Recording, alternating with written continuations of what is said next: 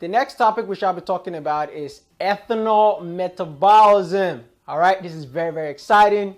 All right, so I'm sure everybody knows about alcohol. So this is nothing new under the sun. All we have to learn today is how it's metabolized in the body, what effect it has, and how we can reverse its toxicity. And then we talk about ethanol hypoglycemia. So here's John, okay? John likes to drink a lot, all right? He's an alcoholic. He's constantly drinking his ethanol, and ethanol's got to go into the GI tract and up in the stomach, and eventually in the small intestine, get reabsorbed into the portal system, and the final destination is the liver. Okay?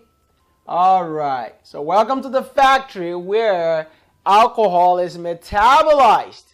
Now, how's alcohol metabolized? Well, we've got hepatocytes, right, that are living inside the liver, and boy, these guys are constant. Sympathetic nervous system activated. Sleep schedule missing. Brain offline. But me, I'm out here cramming nephrology like I didn't just waste 3 hours doom scrolling memes. Wait, didn't Dr. Addition explain this? That one video where it actually makes sense. I gotta find it. Wait, where's the video? Where is the playlist? Why did I not subscribe?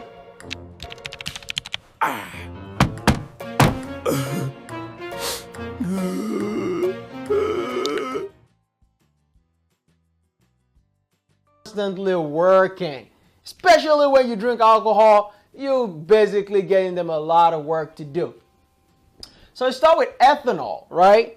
And ethanol in the cytoplasm of the hepatocyte has to be converted into acetaldehyde, okay? Now, the enzyme responsible for that is alcohol dehydrogenase, all right? But that alcohol dehydrogenase is going to convert an NAD plus to an NADH. NAD stands for nicotinamide adenosine diphosphate, okay? So, now, this is a very important enzyme you must commit to memory for the board. Super high yield. This acetaldehyde is now going to migrate into the mitochondria. When it gets into the mitochondria, it has to be converted into acetate. And the enzyme responsible for that is acetaldehyde dehydrogenase. I want you to see a pattern in biochemistry.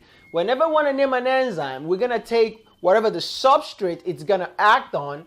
It's going to be his first name, and his last name is going to be whatever his action is going to be. So let's take a look again. Alcohol is taking care of ethanol. That's another name for alcohol. Alcohol is ethanol.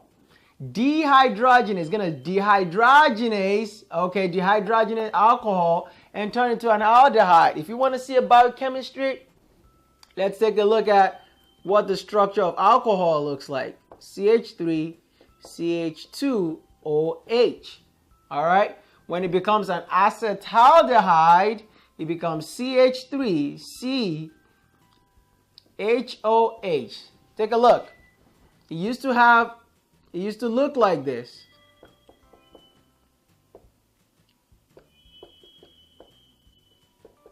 See that? There's an OH group there, but when the dehydrogenase comes in,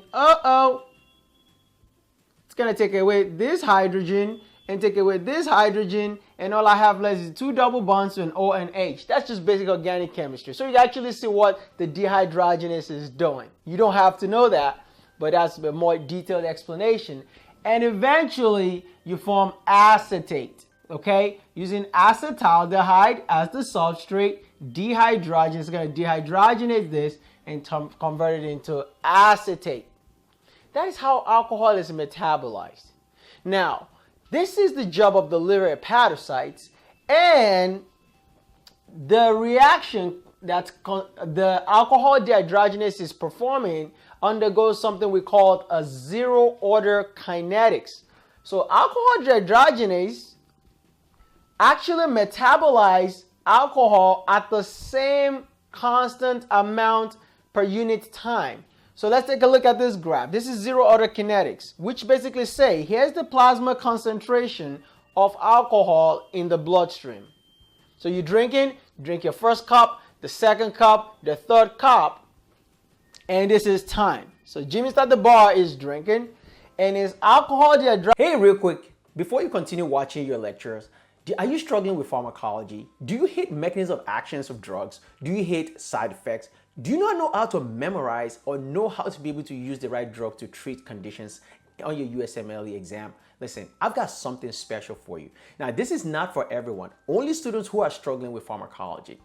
I have created a free USMLE masterclass specifically addressing how to answer pharmacology questions, how to be able to remember all the drug names, their classes, and also know how to treat the right condition on your board exam. This is so easy. This is the exact blueprint that I personally use to be able to answer all my pharm questions and got all those questions right on my board exam. Now I'm a practicing physician in emergency medicine, and now I know exact drugs to use to treat all my patients. And I want you to get the exact blueprint today.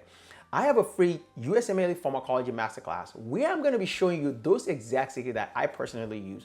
All you simply have to do is grab a copy of my workbook and also register for my free Pharmacology Masterclass. Inside the class, I'm going to bring out step-by-step, easy mnemonics to remember drug classes, exactly what they always test on pharmacology questions on the board exam. And I'm going to also show you how to be able to identify concepts that the USMLE exam writers are actually looking for so you can use the right drugs to be able to treat the right conditions. Listen, it's so packed with so much information that you are going to love. All you have to do right now is click the link in the description below and grab my copy of my free pharmacology workbook and also register for my pharmacology masterclass. And you are going to absolutely love it. Click the link right now, grab my free gift for you, and register for the free pharm class. I'm Kamran Tondra. So I started my journey. It's been 4 years, and my study was on and off. I completed my MBBS is 2015, and after that, I was involved in back my home in Bangladesh. I'm from Bangladesh. There, I am a doctor. Actually, I was practicing in surgery. I was in residency. I was doing postgraduate there, and so after that, I came here and again started from the beginning. That was really, really hard for me. Sometimes I was so depressed, I remember. And yeah, finally I found you, and my few of my friends was talking about you. That you are really good, smash USMLE. If I sign in, it will speed me up, and you guys are tutoring. I got good reviews about you guys. So yeah, so I signed in. I saw that your lectures and your the way you scheduled everything. And I was tutoring, like somebody was tutoring me, and Dr. Jeet is really good, and I appreciate it that you guys nicely I maintained everything. And on the last you are with us. First of all, I would say my confidence level went up. My score was really low, and after taking your class, the way you guys are talking, go that way, and I tried to follow, and it improved me a lot. It really improved me a lot. So I knew one day before tomorrow will be my exam come out. So I couldn't sleep day before my exam came out. So sleep I remember. And the morning 8:30, I was so scared to open up my result, and I saw it, and I was crying, and my husband was saying, "Is it your result? Don't worry, don't be upset. It happens. You pass next time." Then I showed him my result, and I was so happy. Actually, I was happy for my family, not for me. they supported me. I can't imagine. Each and everyone supported me a lot. So yeah, that was my amazing day in my life. I never forget that day. And I want to say thank you so much because every morning I remember I saw your motivation speech every morning and it helped me a lot. Actually, I saw a few videos. You gave all the time. You motivated us. That's why I signed in here. And thank you for everything. Like I have few friends, they know you, and they were talking about you. He's very good. Go sign in, and he will motivate you every day. So yeah, that spirited of me. I passed my board with Smash USMLE. Dehydrogenase is going to act on every single alcohol, a constant amount, breaks it down per unit time. So let's say in 1 hour, here is let's say 10 units of alcohol, okay? What happens in 1 hour, it's going to metabolize, let's say 2.5 units per hour.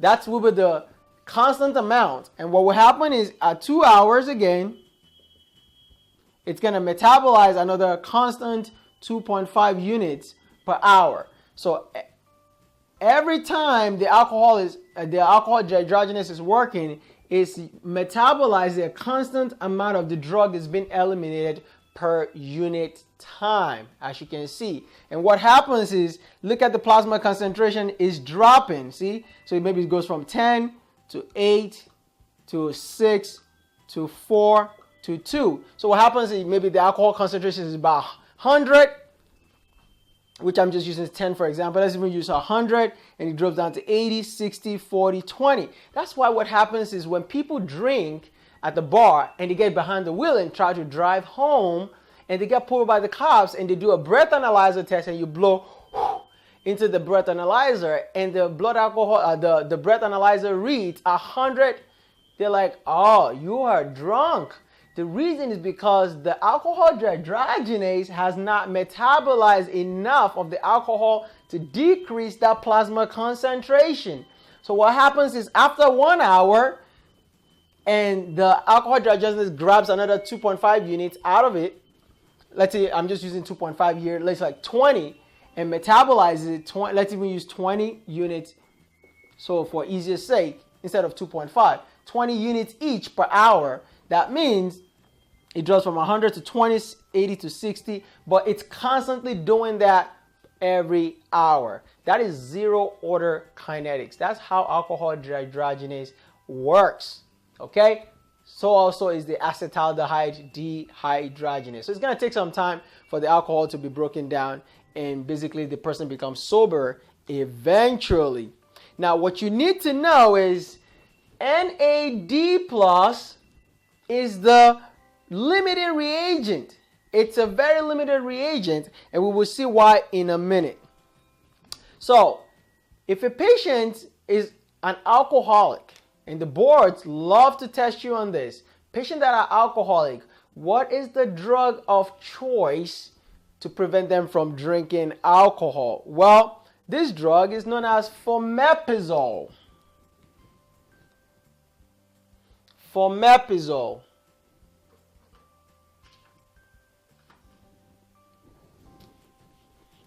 You must memorize this drug for the boards.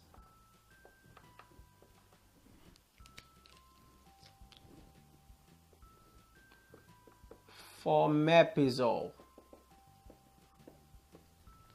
And its mechanism of reaction is to inhibit alcohol dehydrogenase. That is its mechanism of action. So when fomepizole inhibits alcohol dehydrogenase, it prevents formation of acetaldehyde and eventually formation of acetate. So if a patient is drinking a lot of alcohol and you don't want them to drink alcohol, if you put them on fomepizole, they're gonna get really bad side effects from the fomepizole and it's gonna stop them from abusing alcohol. With regards to fomepizole, it's very important that you know this, the drug is another antidote for toxic alcohol syndromes.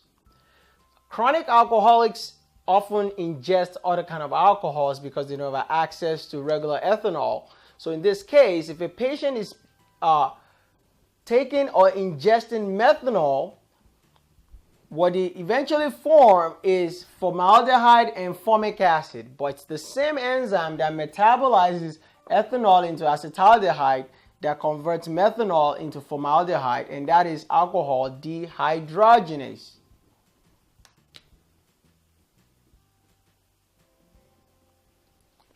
Unfortunately, formaldehyde is what we use as a preservative for pathology specimens, and this is damaging to tissues in the body, especially the eyes. So these patients eventually, because they form a lot of formic acid, they are predisposed to lactic acidosis, metabolic acidosis. That's one of the first mnemonics in mud piles, methanol, right? And they're predisposed to developing retinal damage, which leads to blindness. So if a patient ingests methanol, the antidote on the boards is fomepizole because it inhibits alcohol dehydrogenase.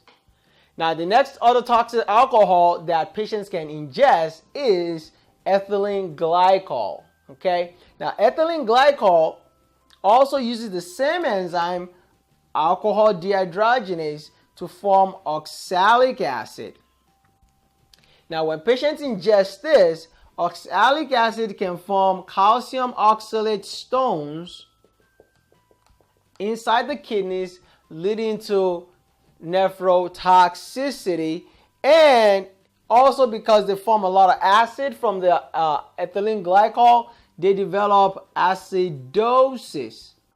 So that's why they develop metabolic acidosis, okay? So, and this is what causes them to have an increased anion gap acidosis. So in order to treat the patient with ethylene glycol, you also give them fomepizole. That's the antidote for both methanol and ethanol and ethylene glycols. So those are all the three toxic alcohols that you must memorize for the board. Another drug that is used in patients that are alcoholics is known as disulfiram. And disulfiram inhibits acetaldehyde dehydrogenase.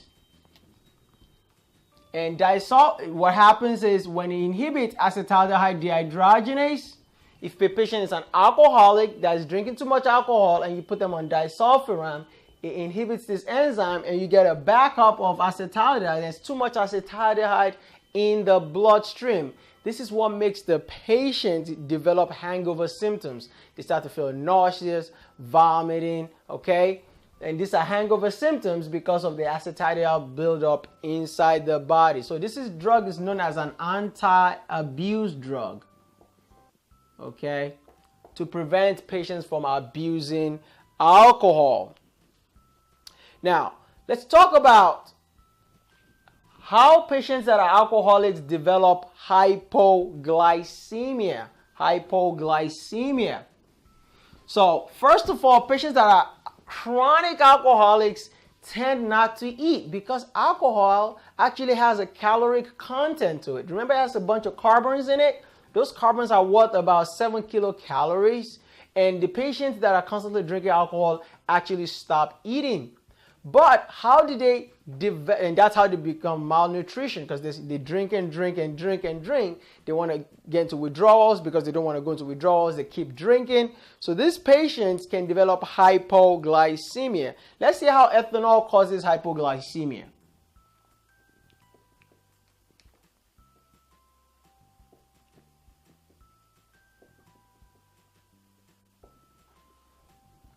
So remember, I told you NAD is a limiting reagent. It's a limiting agent. And we are producing a lot of NADH,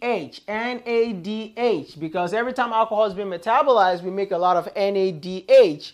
Unfortunately, we are now making too much NADH.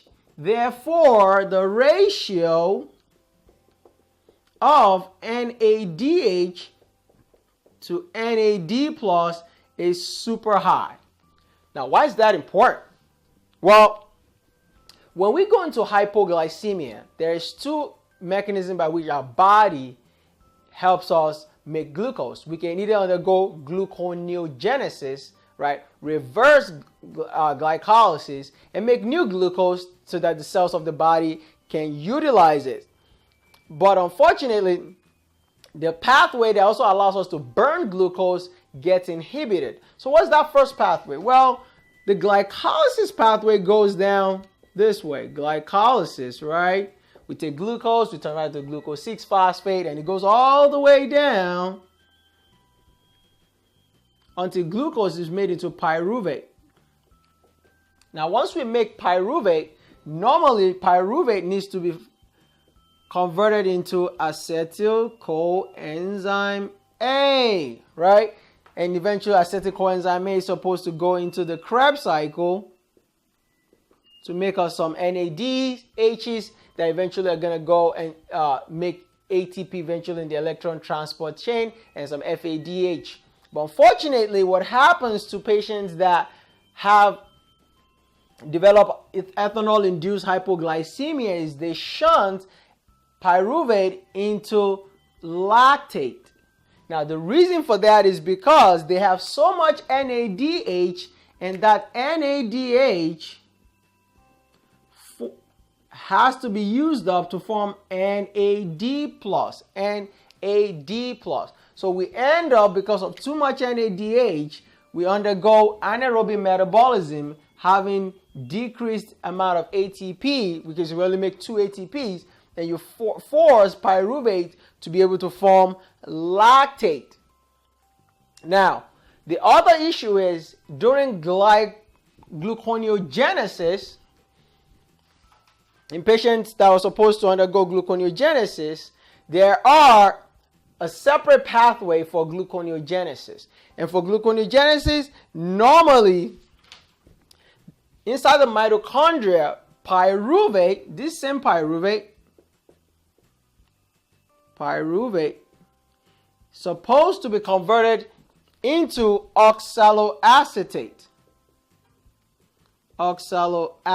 This occurs inside the mitochondria, and the enzyme that does that is pyruvate carboxylase.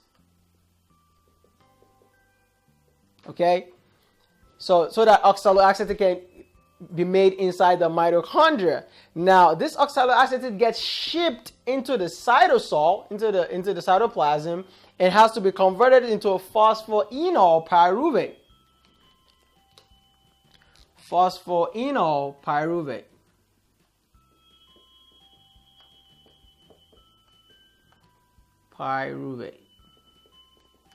Which eventually goes all the way back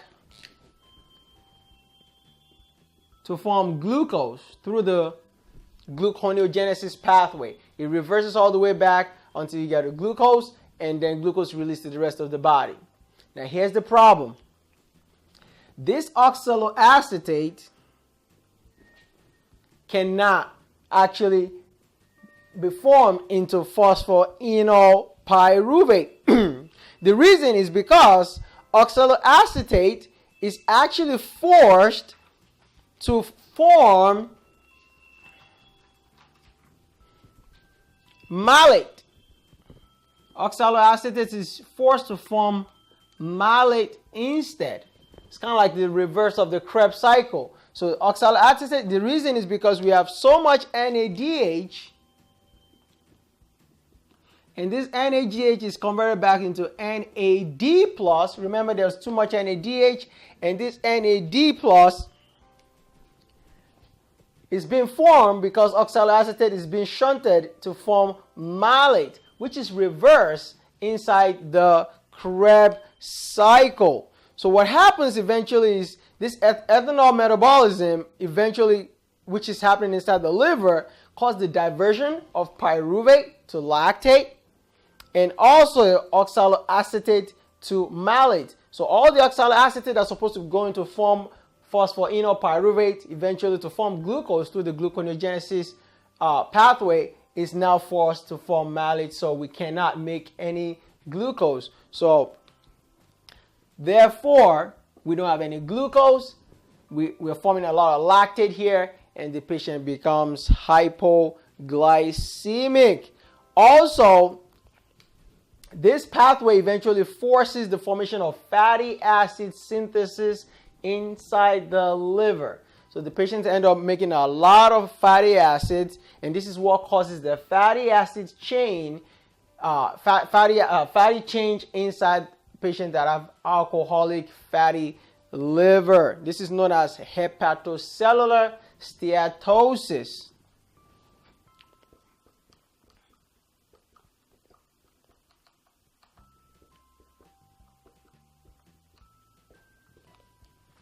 Deposition of fats inside the liver, and that's often seen in chronic alcoholics. Unfortunately, overproduction of this lactate will eventually lead to lactic acidosis. Lactic acidosis. So remember, depletion of this oxaloacetate often shuts down the TCA cycle. Remember, normally in the Krebs cycle, we have citrate, and citrate is converted into isocitrate, and then it's shunted down to form alpha ketoglutarate, which makes succinic coenzyme A, and eventually makes succinate, fumarate, malate, and then oxaloacetate, and then we continue the cycle. Unfortunately, you think about it, if we don't have any oxaloacetate, we basically shut down the Krebs cycle, which inadvertently forces ketone production. Because what will happen is all the acetyl coenzyme A, let's erase this part of the board so we can see it. So the acetyl coenzyme A that's supposed to be combining with oxaloacetate to form citrate. That's the normal cycle.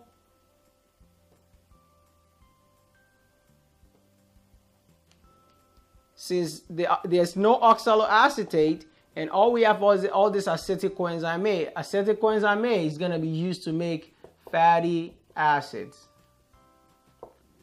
Okay? And we'll talk about fatty acid synthesis in a different lecture, how acetyl coenzyme A is used to make fatty acid synthesis. But for now, I want you to remember that it's because loss of this oxaloacetate, that is why we cannot make citrate, which forces acetyl coenzyme A to make fatty acids. And also, this acetyl coenzyme A is also eventually used, the fatty acids eventually is used to make ketones, which the body uses when the patient is in hypoglycemic state. Thank you for watching this lecture video. I hope you enjoyed it. I would like to hear your thoughts in the comment section below about what you think about this lecture. And also, if you want to watch more lecture videos like this, click right here to watch more lecture videos like this. And don't forget to like and subscribe. You rock.